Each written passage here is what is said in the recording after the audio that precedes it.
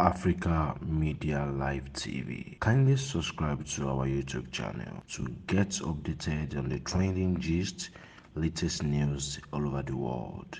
Like our page, subscribe, and share with friends. Thank you.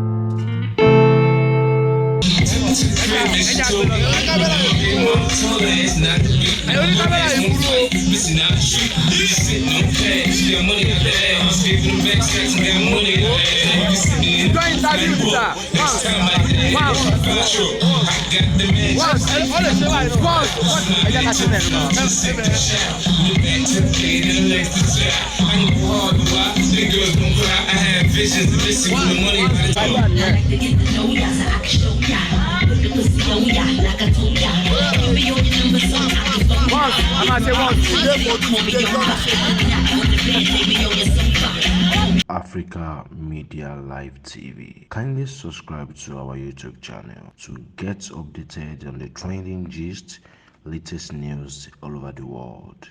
Like our page, subscribe, and share with friends. Thank you.